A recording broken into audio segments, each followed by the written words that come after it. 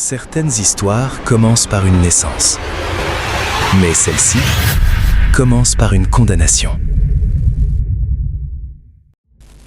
Dans un village ancien du peuple Massaï, au cœur des vastes plaines entre le Kenya et la Tanzanie, un garçon de 15 ans venait d'apprendre une chose terrible. Dans 3 jours, il devait mourir.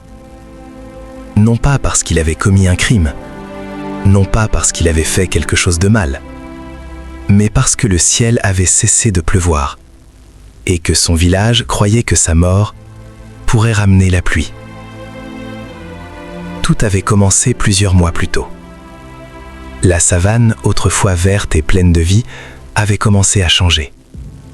Les rivières s'étaient transformées en longues cicatrices de terre sèche, les puits devenaient de plus en plus profonds. Les troupeaux, qui représentaient la richesse et la fierté du peuple, devenaient faibles. Chaque jour, les guerriers marchaient plus loin pour trouver de l'herbe. Chaque jour, les femmes creusaient plus profondément pour trouver de l'eau. Mais la pluie ne venait pas. Dans ce village vivait un garçon nommé Kellan. Kellan n'était ni le plus fort, ni le plus courageux. Mais depuis sa naissance, les anciens racontaient une étrange histoire à son sujet. Car la nuit où Kellan était venu au monde, le ciel s'était ouvert. Une tempête gigantesque avait frappé la savane. Le tonnerre avait fait trembler la terre.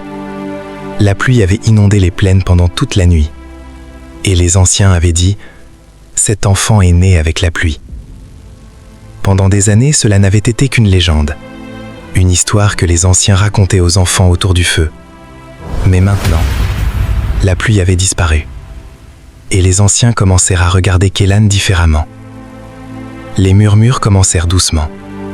Puis il devint plus fort. Certains disaient que les esprits étaient en colère. D'autres disaient que l'équilibre entre la terre et le ciel avait été brisé. Mais une idée, une seule, commença à s'imposer dans l'esprit des anciens. Si Kellan était vraiment l'enfant de la pluie, alors peut-être que les esprits...